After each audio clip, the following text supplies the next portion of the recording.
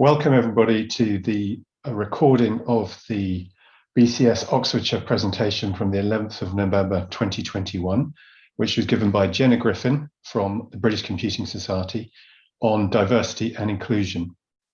Unfortunately, we missed clicking record at the beginning of this session, so the recording is truncated a little bit, but you only missed the first slide, this one, and the first comments of the second slide.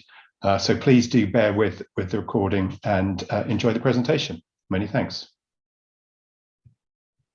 Creating a diverse environment is acknowledging the advantages of having multiple perspectives in decision making. And I guess this is where it comes in from the organisational perspective. You know, organisations are going to be so much more effective and impactful if they have more perspectives when decision making. So diversity comes in countless formats. The 9 protected characteristics, which I'm sure many of you are familiar with. So age, disability, gender reassignment, race, gender and sex, sexual orientation, marriage and civil partnership, religion, belief, and pregnancy and maternity. That's both the breadth and the depth of diversity. So in order for organisations and for individuals, we need to consider the breadth of diversity. So across gender, sex, race, ethnicity, class, sexual orientation, age, ability, physical appearance, religion or lack thereof, socioeconomic status, for example.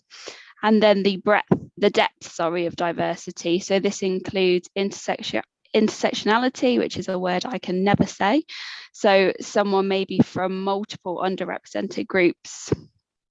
People who are non-binary, gender fluid, and the breadth of people with visible and invisible disabilities, just to name a few. So finally, in relation to BCS, diversity means ensuring our membership is reflective of our industry. So what is inclusion?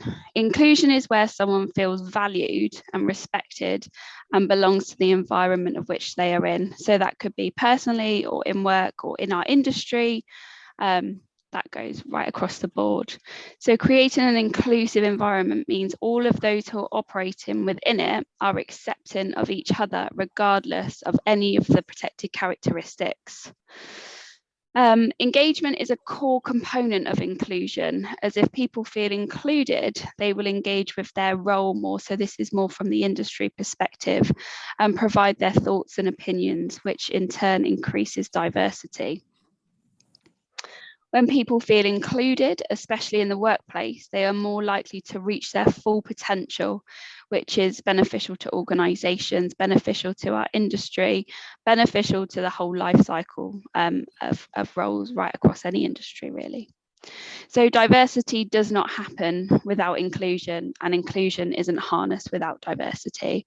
So they work alongside each other. You can't create an inclusive workplace without diversity, because you've got nothing to include.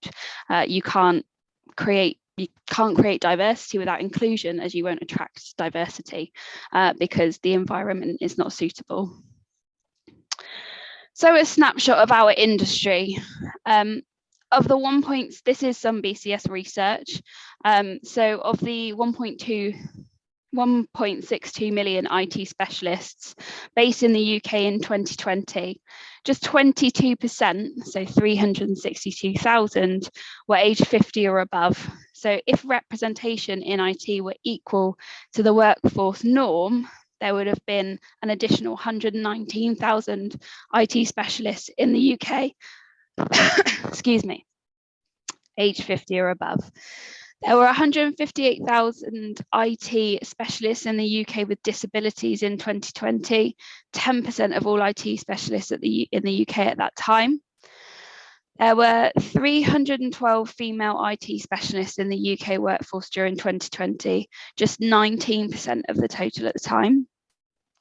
At 18%, ethnic minority representation was higher amongst IT specialists than within the workforce as a whole. And in 2020, there was a total of 300,000 ethnic minority IT specialists in the UK at that time. And less than 1% of women working in tech are Black women. fostering inclusion. So there are a number of ways of which organisations, industries can foster inclusion, and that's working on a core diversity and inclusion strategy. So an effective diversity and inclusion strategy will support the business objectives and provide a structure for organisations to follow and add value to the entire organisation. It's also a change programme for many organisations, and it's important that their diversity and inclusion strategy is embedded to the roots of everything the organisation does. So BCS is actually in the process of doing this right now. It's very, very difficult to implement a change programme where behaviours are affected, and it's something that takes an awful long time. But when it works, it's very successful and can kind of reinvent an organisation, which is something to look forward to. So equal opportunities. The overall outcome of equal opportunities is simple. It is to ensure that every employee has access to the same opportunities and the same treatment as their colleagues. So this contributes to a fairer society that embraces and includes everyone. So developing manager understanding and capabilities. Now, I think this is a really important point. I think getting that education and the training at kind of middle management level is absolutely vital, because they are the people that recruit teams and put teams together. So providing managers with inclusion training could be detrimental to the success of teams within an organisation. Managers potentially have the tendency to hire people like themselves or be reluctant to change from what they have always known. It is within their best interest to diversify their teams. However, ensuring they are inclusive is what will retain staff and enhance the diversity available to them. It's a cycle. So if middle management can kind of employ those diverse teams, they'll have a higher staff retention rate, and it will encourage more diverse people to apply for those jobs. Training and education. When implementing a diversity and inclusion initiatives, we have to remember that not everyone is versed to diversity and or inclusion. Therefore, within an organisation's training programme, it's a necessity to get everyone on board and engage within the changes that are being made. If everybody is not on board the change programme for a more diverse and inclusive working organisation, it's just not going to work. It needs to be embedded into the culture of the organisation. Working groups are very powerful. They're a proactive way of getting employee voices heard and involving the whole organisation. This is something that I actually lead at BCS. We have a working group that pulls together any initiatives, any small programs, any small projects amongst staff that they want to see or they want to get involved with, and it's powerful in terms of feeding up to the higher levels. Inclusive events and celebrations. So when you increase diversity, it is really important to remember that as organisations, we are inclusive in everything that we do. This means being mindful of events and celebrations throughout the year, for example, different religious celebrations. And finally, being accountable. Once an organisation has implemented initiatives, KPIs, commitments, for example, it's really important that the organisation and the leaders of that organisation are held accountable. So yearly reviews, 6 monthly reviews, 3-year plans, how far have we come, assessments, audits are all essential to kind of moving forward and keeping that change programme moving. So understanding from a young age and the impact on our industry. So what do you want to do when you grow up is a question that I was always asked, that I always ask the children in our family. And it's always, oh, I want to be a ballerina, or I want to be, I don't know, a dancer, because we've got lots of little girls in our family. There's never any understanding around technology, which, considering there's a lot of technology these days, I'm surprised. But when asked this question when we were children, this is something that has been formed by stereotypes that we've been exposed to. And to diversify the future pipeline into the tech industry, we need to change those stereotypes and encourage children to pursue what they are good at, not what is recognised as normal for their gender. Everything for me begins with the children. We cannot expect a truly diverse talent pipeline without changing their future paths of being children in school. So what is BCS doing? BCS are committing to improve diversity and inclusion within our organisation, membership and industry through a coherent and feasible diversity and inclusion strategy. So that's something I'm heavily involved with. We've got a large change programme going on across our organisation. It's something that diversity and inclusion is at the heart of. We have our Coding Black Females bursary. I think I saw Emma here earlier. That's a partnership that we've got with these ladies. They are from the most underrepresented background, being Black women. So we provide them with membership and events throughout the year to make opportunities in IT more accessible. We have the BCS annual diversity report with this year, well, 2022, will be with a takeover from Coding Black Females, which is really exciting and Amma is heavily involved with. We've got the LGBTQ+ network that is in the process of becoming a certified BCS specialist group. We've got BCS Women this year. We had so many of the wonderful ladies in the Computer Weekly's Most Influential Women, which was a huge success. We've got a significant new BCS report around the qualifications in the UK. We have got Embrace, our ethnic minority specialist group who are involved with lots of the diversity work. We've got lots of stuff going on across education, especially around girls in technology. And we have currently got the BCS Inclusion Officer Review underway. So we've got a lot going on, and that's just a snapshot. So I'm happy to answer any questions from this point and kick off a discussion. I have a question, if that's okay. Do we have any kind of statistics or data on kind of diverse gender identities in the IT industry? Because I know it's quite, the UK in general is quite a hostile environment for that kind of thing right now. So I'm wondering how we can sort of improve inclusion in that regard. So I guess kind of wanting to know where we are at the moment. There isn't much on this. The only thing I've seen around this information is in higher education, in tech. I haven't seen anything around the industry as a whole.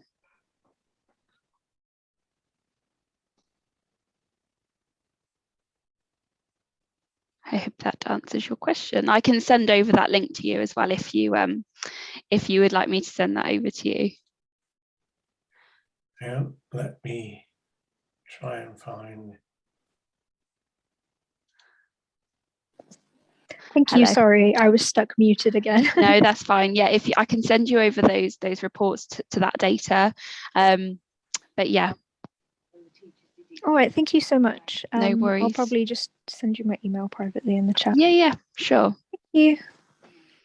So Jenna, I'm so sorry. My screen completely locked up. No worries. And I left you high and dry. Brian, thank you so much for jumping into No problem. Eventually I managed to get things going again. No worries. So as I said at the beginning, what we were hoping was to have a little bit of a discussion, which has already begun, which is fantastic. If people are uncomfortable with asking questions, then face-to-face, as it were, please do put something in the chat. Jenna, I thought that was a really excellent talk. Thank you so much. It's fascinating to see how many resources and effort BCS are putting into this as well. So yeah, it's really marvelous. Whilst people are thinking of questions they want to ask, you should all be able to unmute yourselves now. So if you do want to ask a question, do jump in. I know I said raise hands at the beginning, but it's a small enough audience for us to talk. So the question I had is, what can we do as organisations to really encourage inclusivity? Because diversity is something that is very easy to get well, not easy, but it's achievable. But making people feel included is very much harder. Are there any initiatives that you think we should all be trying?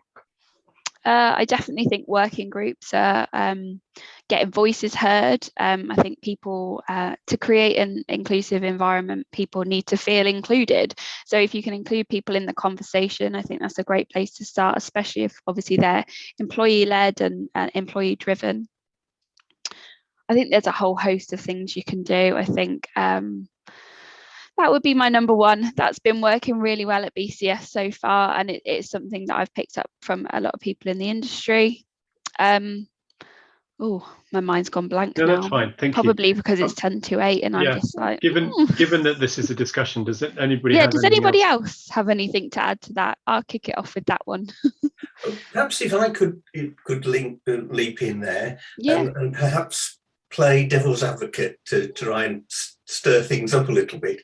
There are certain diversities, I would imagine, that are irrelevant to the job people do. Therefore, why would you need to encourage diversity from those groups if it doesn't impact the way that the job is performed? I think diversity, it will impact jobs, because you need diversity of thought, diversity of opinion, diversity of leadership to have a successful organisation, to create an inclusive environment, to harness diversity. So yes, you could say diversity of a job is irrelevant, but in order to, feel satisfied and have a successful role and a successful organisation, I think you need that diversity. I completely agree. And I think if you're limiting your talent pool, you're going to miss talent. Exactly. And lots of people don't feel welcome or haven't felt welcome in the IT industry. And if we can encourage people to join, then we're going to identify much better people and much better talent. Yeah, exactly. Never limit your talent pool, because, it's just so important and I think that's something that potentially COVID has maybe helped, is being remote and reaching a wider pool of people who might not have been able to be accessible to different locations, etc., and different working environments, which I think is great. So yeah, 100% widen the talent pool and get as much diversity in that talent pool as possible. Okay, so we've that got really drives inclusion is the key thing then. And diversity will follow. It's the chicken and the egg. One without the other doesn't work, and one can't start without the other. In my opinion, that one isn't more superior to the other, but obviously people might have different opinions. So we've got some questions coming in. So the first question is around, it's two-parter really. So how can people join the LGBTQ+ BCS group is the first part. I can send anybody the link. It's basically going through the process at the moment of being set up as a formal BCS specialist group. In the meantime, it's currently a network of people who are talking through Basecamp, of which I can add and introduce anybody who is interested in that. Fantastic. So if you haven't used Basecamp before, it's a collaborative platform that BCS use. It's very, very easy to access. And then the second part of that, the second question is, are there currently or plans for there to be collaborative events between different groups for minority representatives? What you said about intersectionality was really important, I think. Definitely important. Yes, I think collaborative events between groups is something that we can encourage, and we certainly do encourage, but obviously you guys as members, it's entirely up to you what you want to do, and collaboration is 100% encouraged. Okay, so hopefully that answered the questions. I thought it was very clear. Another question. One of the big issues for disabled employees can be divulging the disability. Some organisations actually look to recruit neurodiverse talent. I've certainly worked in organisations that recognise that neurodiversity is a real benefit. Yeah. Does BCS or your other organisations help in this regard? Yes, definitely. It's recognised as, people who are neurodivergent are often very successful in the IT and tech sector, and it's something, that it's something that I've actually wanted to do a lot more work on, is neurodiversity. So if anybody knows a little more about neurodiversity and the impact of it in the tech sector, I'd be really interested to have a chat, and to kind of how we can work with you to pursue that within BCS as well. Fantastic, thank you. And the person who asked the previous question is asking if you could share the link. I think that's presumably for the Basecamp section that you were talking about earlier on. I would actually need to have your email address, so as I can add you to it, if you want to be part of that conversation with the LGBTQ+ group. So if you'd like to share your email address in the chat, Jenna, then they can choose to reach out to you. If I put mine in there, you can. Yeah, fantastic. There we go. Okay. So we've got another question. When I did my PhD, we have a very diverse group with various minorities and a high number of women relative to the computer science norm. I wonder if there is an overall significant difference in different subsections of IT that we can learn from positively or negatively. Definitely, I think so. I think it fluctuates within different aspects of IT. Like we're seeing a lot of ladies in gaming coming through and that side of things. I think it depends on the trends as well. So I think you see more diversity within different trends of IT. So yeah, I think you can definitely learn from those different areas. I'm not entirely sure what the question is on that one. So if whoever posted that, Rod, could elaborate. So I encourage people again, you should have the ability now to unmute your microphones. So if you want to pose questions directly, please feel free to do so. And it would be great to have a bit of discussion. I'm sure there are people on this call who've got much more knowledge and experience than certainly I have in this area. And it would be very welcome to turn this into a bit of a discussion.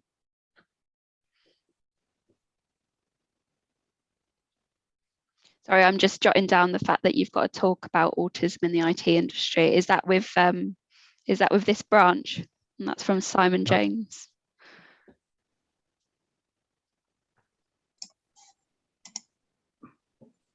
I'm not sure. Hi, sorry. If you want, I can elaborate a bit. So I grabbed the microphone now, so apologies to everyone else. I'm actually based outside the UK, so I'm British originally. But I just wondered, because years ago I was mainly in the human factors side of IT, I still am. And we had, I would say, there, both as an undergraduate and latterly doing my PhD, and to some extent also in industry, I would say a much higher representation of women, disabled groups, and even the LGBTQ+ community. I wondered if that's also down to the fact that it's a bit more sort of different subject areas put together, so we have much of the human sciences and social sciences and IT together, and if we can learn from that. Because I was very surprised when I compared that background to the rest of IT when I was quite young, to see that we were so diverse in comparison.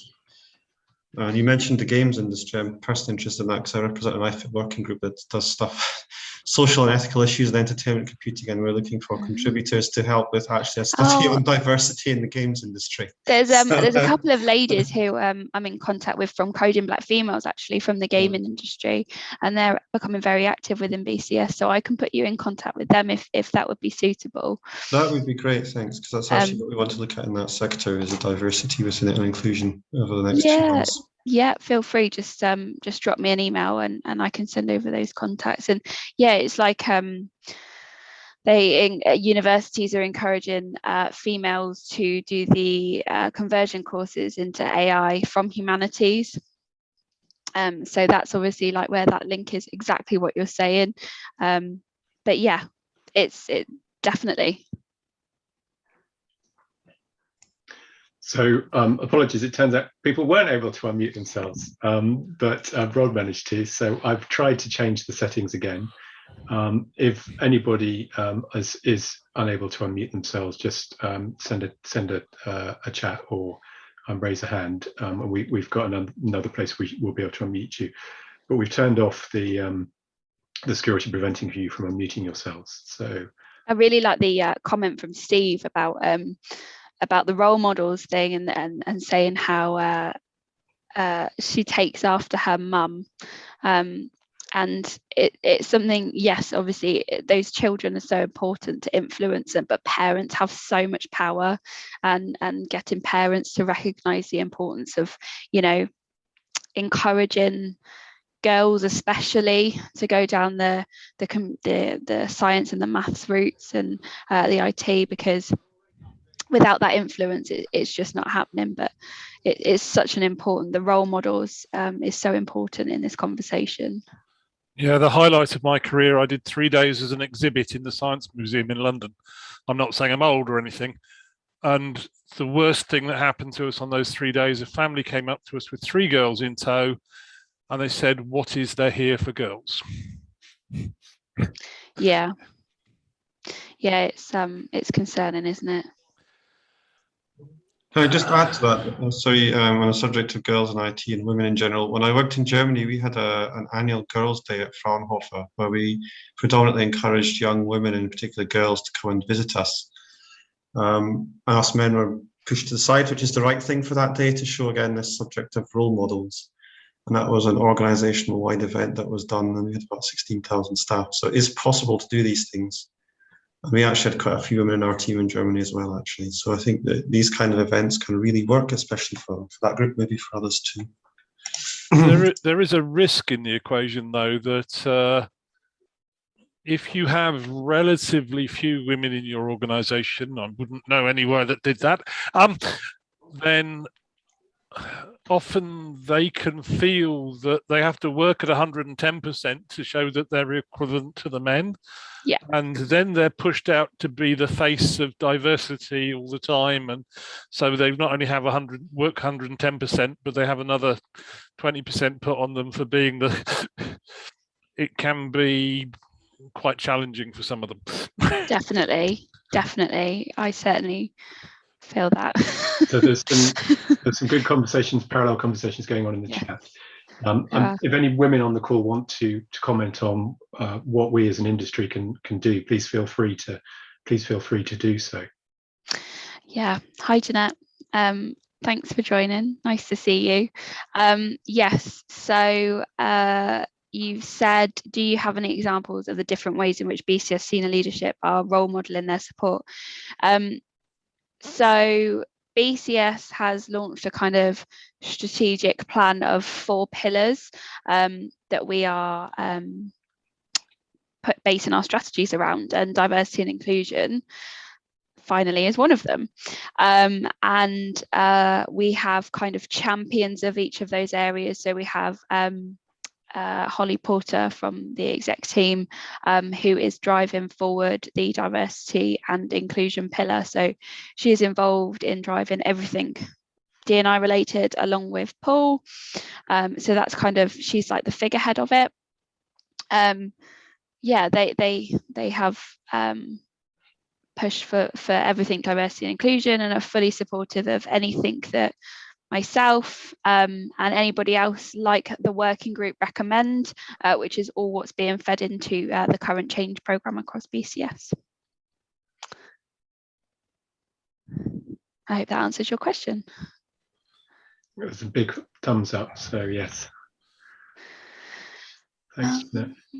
One of the interesting things that can sometimes become challenging with management is they can get a little confused with the Equalities Act, and some senior managers feel threatened by the idea of diversity. Massively, yeah. Yeah, I wasn't going to say that quite so strongly, but I agree with you. Yeah. Lots of organisations are throwing lots at diversity at the moment, and I mean, the classic one that people rolled out quite a lot was unconscious bias training, which was really good if you were doing unconscious bias training, but wasn't really much use for anything that was practical, since in some ways it encouraged people to accept that unconscious bias was a common thing. Yeah, but it exists. And therefore they were no more guilty than anyone else. Yeah. 100%. It's all well and good rolling out diversity and inclusion training, but it really does have to like come from the center of the organization. It has to be embedded into everything that happens.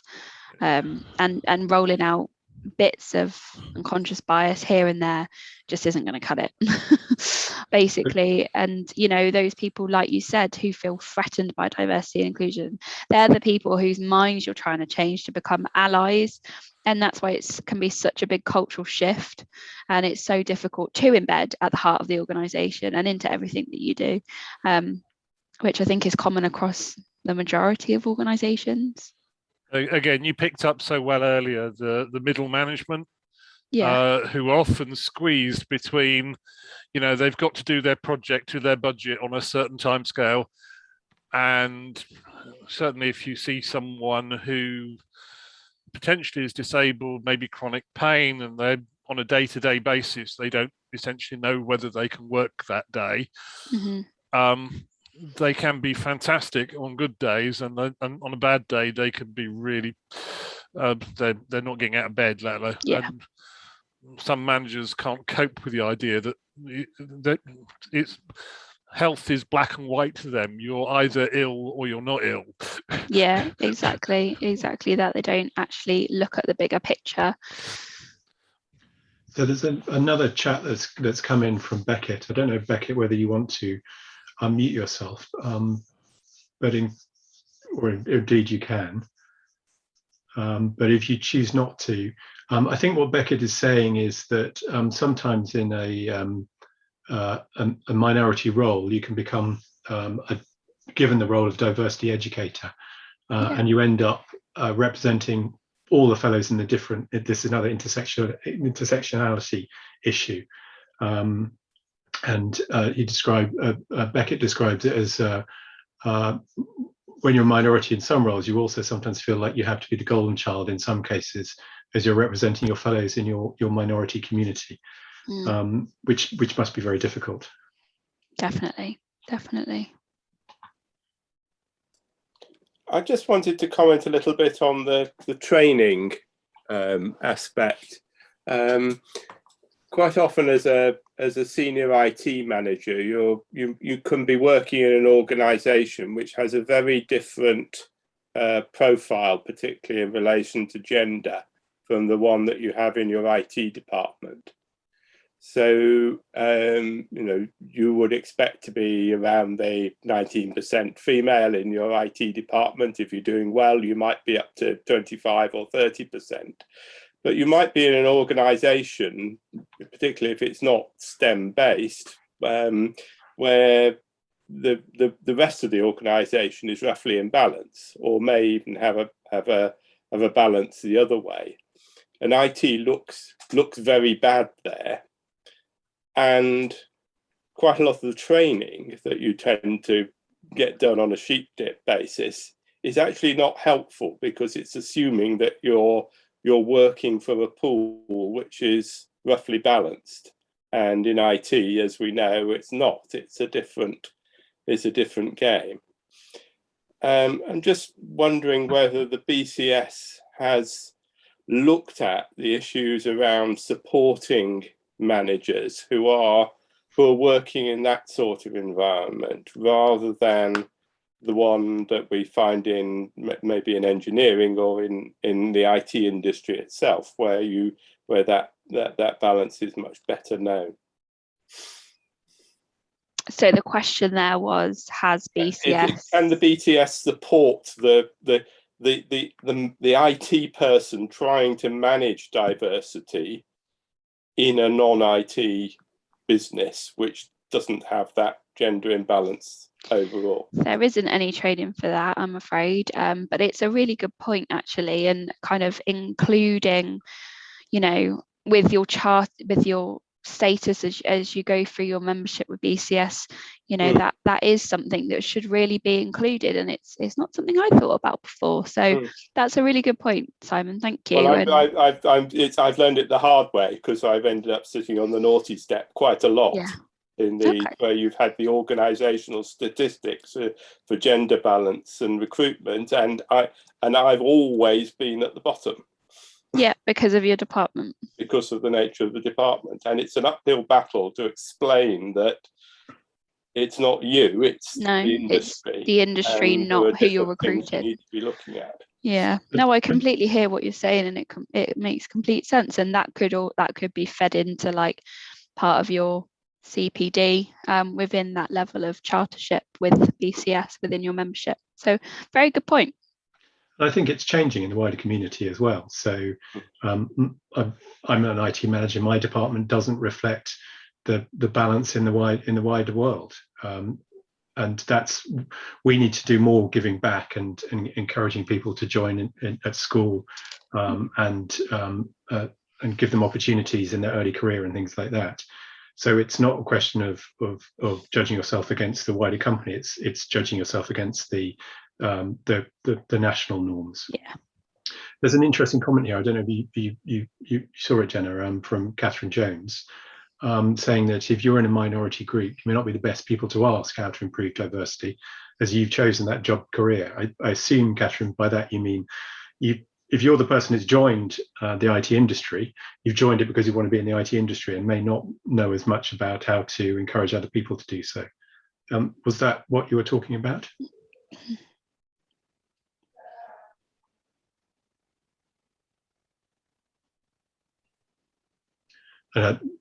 Catherine's come on to add, I also find it slightly depressing that the gender ratio in my son's A computing class is worse than mine was in 1983. One of the interesting issues in diversity and inequality is its equality of opportunity.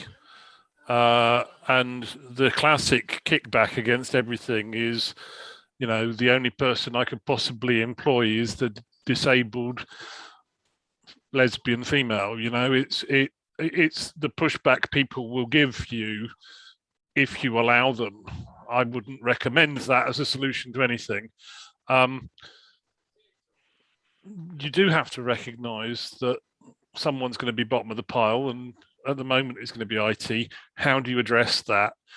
And the addressing that has to be looking at the education system to change the process down the line. And this is not something that's going to happen overnight. But definitely not. Hopefully anyone who's got children will want this to change, because they want things to be better for their children than it was for them. Yeah, definitely. It still surprises me, like, family and friends, and speaking to the mums and dads of the children, and like they just don't think about that an IT career it would ever be suitable for their daughter, and it just blows my mind. We had an interesting case in my workplace where they wanted some people to make blankets to go on spacecraft, and the classic advert for this was MLI technician, multi-layer insulation technician. And they put this job advert out and they got 0 replies, no uptake at all. And then they thought about it a bit more and thought about the skills actually they wanted people to have in order to do this work. And they were all sort of crafting type skills. So a bit of rewording the advert, looking more at the skills they wanted rather than the technical bits of it. We now have a team of 6 women doing this. Yeah. None of whom ever thought they could work in the space industry. And we wouldn't have filled those roles if we'd kept going the way we were before. Yeah. No, definitely. I think there definitely is a bit of a kind of the stereotypical view from a female point of view of what somebody working in IT is like. And until those barriers are broken down and education is given and children are encouraged that, just because you're a girl but you're good at maths doesn't mean you can't pursue maths or science, or, if you're good at it, follow it. And then it's harnessing that inclusion within that industry, within the classes, within the, apprenticeships, within all of those things. But until we get there, it, like you say, it's not going to happen overnight. That's a very good opportunity for us to encourage people who've got good ideas to give talks to the BCS Oxfordshire group. Please do make your suggestions to the committee. And also, if you want to join the committee, please do. We're desperate to have greater diversity in our committee. It's not an onerous duty, and there's a good group of people. So if you're interested in helping out, you've got some good ideas for the sort of things that we could do to improve representation, or indeed just you want to take part in arranging talks and working with us, that would be very welcome. I'm sure Brian, who's the chairman, would agree. Perfect. In the labour force survey, there's been an interesting statistic that's run for many years now, that if there are 10 characteristics on a job advert, men tend to apply if they match 3 and think they can learn 7. Yeah, exactly. And women do 7 and think they can learn 3. Yeah, yeah. Getting the applicant through the door. In my workplace, if a woman applies, they're almost certainly going to get shortlisted because they're probably going to be the most qualified candidate we get. It's a confidence thing, isn't it, as well? It's, you know, that was such a big part of the International Women in Tech webinar that we did earlier in the week, and confidence for women is such a big part of getting a career in tech, because many ladies don't believe that they've got the potentially transferable skills to go into a tech career later on in life, or have got the ability to kind of master those skills from an earlier age. And, you know, because probably they've been told by many men and many women that, you know, they're not clever enough, or they can't do it, or they shouldn't go down that route. Therefore, they've never done it. And to encourage that and to get ladies into tech it's so difficult, but there's actually so much more flexibility, so much more opportunities than other industries. It's just about getting it more recognising and making it more, giving more opportunity to a more diverse group of people. For me, diversity and inclusion is just so much of a cycle. Like, so many things just come back round in a loop. So yeah, confidence is a huge thing. The biggest thing the real thing that really turned me, convinced me of things, it's not I can't do it, it's I can't do it yet. Mm. And Yeah. there's one recruitment behaviour that I think people need to be much more aware of in this context. So I think we've all come across a situation where you advertise for a team leader role, and you get a number of very good applicants for it, and you appoint one, and then you think, actually, you know, some of those other people are so good, I'm going to find a role for them on my team. And that is a very dangerous procedure to follow if you're looking at building a diverse team, because of what we've just said, the likelihood of somebody applying for a role that they're not yet ready for amongst men is much higher than it is amongst women. So if you appoint the men who apply to a higher role to a lower role, you're counting against the women who would have applied if you'd advertised the lower role. And I've seen that happen quite a lot. And on one of the boards that I sit on, I've argued very strongly that if they advertise for a chair of a committee, they shouldn't appoint the unsuccessful candidates to the committee anyway. They should advertise separately to appoint them, and that sort of thing. So I think that's the sort of behaviour that we can make a difference with, and being very firm about only recruiting exactly to what we've advertised the job to be. So there's some echoes here from Catherine and Jeanette on the chat. So I hope you're those of you who can open it and see it are able to follow that as well. It's obviously a chiming element. Does anybody have any other questions or themes that they want to pull out? I'm nervous that there are a lot of men talking about what women want. I could do different forms of diversity. I have ankylosing spondylosis, so all the vertebrae in my spine are joined together, and so I definitely count as disabled. I'm also disabled because my wife's got cancer, and I'm also caring for a son with autism, so I cover all sorts of options on that. One of the things I find really interesting is carers who don't recognise them having any protection at all under law, which is kind of interesting. Lots of organisations don't handle carers particularly well. They don't recognise the needs they have, and people with chronic pain, and I mentioned earlier, that's off the radar. It's sort of sometimes easier to notice gender and race rather than all the other characteristics, which are definitely. No, I completely agree.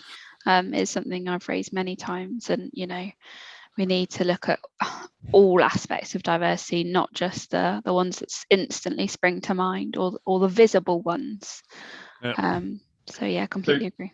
Steve, on that, do you find that improvements in flexible working, and do you think that the lockdowns from COVID-19 pandemic have given people a greater understanding of how flexible work can be?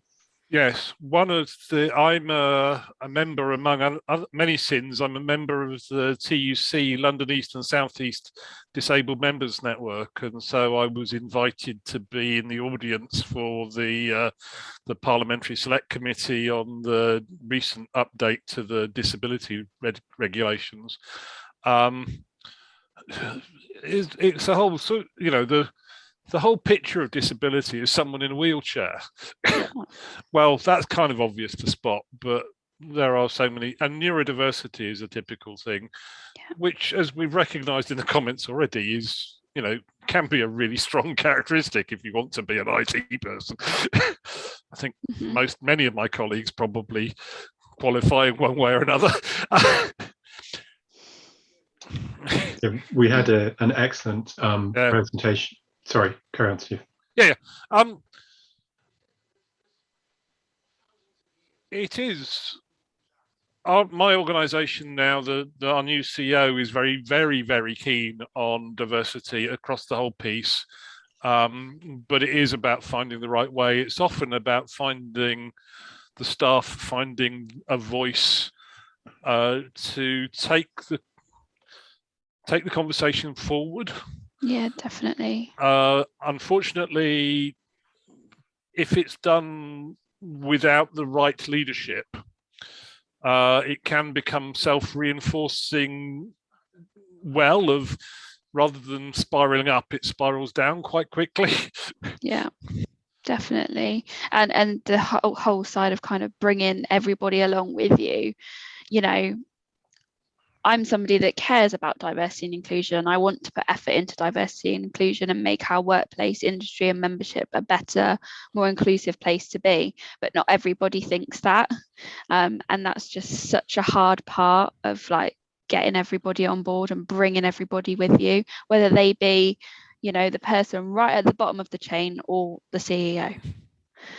And that's something I really struggle with. I find the top of the CEO is great. The bottom of the chain's fairly good.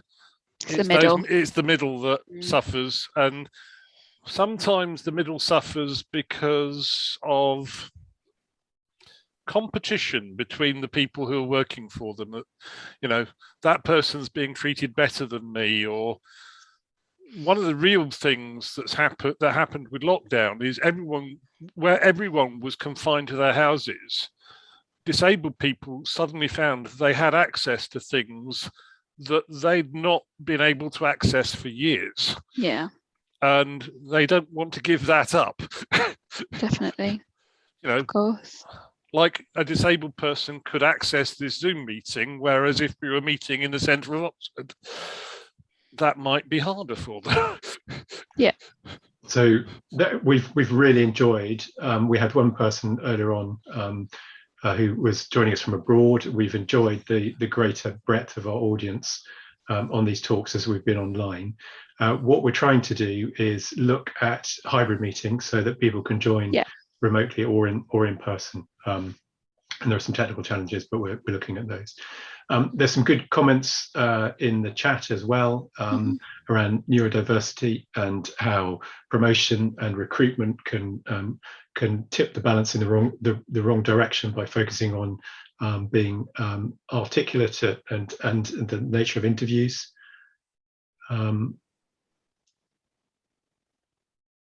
And some people saying that they're pleased with how the organisation supports them. Hi, it's Jenna here. Yeah, just like to say, I'm really enjoying the discussion, just picking up on the point about neurodiversity, on a personal level and on a workplace level, I think it's really important that on the personal level, because my son's recently been diagnosed with dyslexia, and he's at Bristol Uni in his final year, and he's just been diagnosed. And so last year for him was a nightmare of a year. And it kind of resonated with me in terms of what's going on in our organisation as we work through the challenges that this area presents for us and the different staff networks that we have in place and the conversations I've been having with those. And it strikes me we need to create an environment where people feel they have the permission to speak to their challenge, if you like. So, for example, I was in a meeting where a particular document was needed and required by somebody else. I was kind of the middleman, if you like, and needing to ask for this document to be produced. And the response that I got was, that this particular person was dyslexic and needed extra time to prepare the document. And he felt confident to say that, in the meeting, and he had that voice. And I think it's about trying to work together to individually own this, that we all create that environment where people have the confidence to go out there and say, look, I need an extra day for this, and that understanding is there, and it's that I think we need to embed, that becomes part of our every day, so that we don't even think twice about it. Definitely, 100% agree. Like, we shouldn't have organisations with people working on diversity and inclusion. It's everybody's responsibility. It's not for someone to deal with in a department. Like, it's down to us individuals, and it's something that actually really frustrates me with the BCS committees with the inclusion officer. And I'm like, why have we got this person? It's everybody's responsibility as human beings to include everybody. But it's not as simple as that, is it? But you're right, it's creating that environment. What a wonderful story of true inclusivity, where somebody feels that they can mention this and be supported. So wonderful. So we're approaching 8:30, so we've been going for an hour. If people want to stay on and continue the conversation, they're very welcome. But if other people want to slip away, they're also welcome. I neglected to turn on the recording at the beginning, so I apologise. We're going to have a very truncated start, but we'll do our best to put up the video in due course. It's all right if I raise something, or of course. Yeah, sorry. I think one of the main barriers that I've experienced, not per se in work, 'cause I do work for a company that's really on the ball in terms of this, but during side work, where I do a lot of outreach to university and so on, one of the main problems I think is that while diversity figures are getting better slowly, we are getting more minority representation slowly but surely, I think the main problem is that the people who are opposed to diversity are getting a lot more vocal and coordinated in being vocal about it. So I'm unsure how we should kind of try and tackle that, when even in universities I've noticed it's quite rife, and it's almost like in the past being opposed to diversity was quite obviously the wrong idea to have, and now it's sort of like a social symbol. I don't know how to sort of phrase it really. It makes good sense what you're saying, and presumably it reflects also the wider change in society, where we're much more outspoken and diverse in a bad way, in terms of disagreeing with each other and things like that. Do you see it, Beckett, as something that is particular to diversity, or is it a symptom of a wider malaise? I think it's quite integral to diversity, just purely because I'm exposed to a lot of students, especially IT and engineering students, where I think it's perhaps a bit worse than in other places, just because we haven't got as many young women who feel they can go into that sector and so on. But I think obviously social media has done a lot for us. It's a really fantastic tool, but it's also a double-edged sword where it's kind of a bit trendier now to be like quite derogatory to the kind of concept of diversity in general. It's quite a tricky problem to tackle, I think. Yes, I think all we can do is be good friends to people, and that's in personal groups as well as organisations. The sort of thing that Jeanette was talking about earlier on is creating that culture, which is as a culture of support, and also of gentle education, where people are saying the wrong things, explaining to them why it is wrong, and why we as our colleagues support that individual in their chosen diversity or their innate diversity. Yeah, I absolutely agree. I think we are going in the right direction. It's just a sort of roadblock, and I just sort of wanted to kind of hear that frustration, see if it was something that's anyone else has noted, or if it's perhaps a bit more general, just to kind of the student, young people sort of mindset at the moment. I'm not sure. You're absolutely spot on. Yeah, lots of people, especially on social media, feel that they've disconnected as humans. They don't recognise there's a person who has feelings at the other end, and feel they can let rip with their personal beef against something probably happened to them. They're probably hurting from something else and feel that they can lash out at someone else because whatever grief they've gone through. Yeah. So that was a really good discussion. Jenna has turned off her camera. I think we should give Jenna a round of applause while she's still with us. Jenna, it's been a long day for you, I'm sure. So if you do need to get away, please do. Those who've got her unmuted, please clap. Otherwise, there are lots of icon claps going up. So thanks for having me. It's been really nice. I've slipped a disc in my back, so I need to move every so often. So apologies. But no, thanks for having me. I just wanted to give you the opportunity to slip away if you wanted to. No. Equally, anybody else, but if you do want to continue having a discussion, I think probably what I'll do is stop the recording now, and then we can continue the discussion if people want to. But if people want to slip away, that's equally acceptable.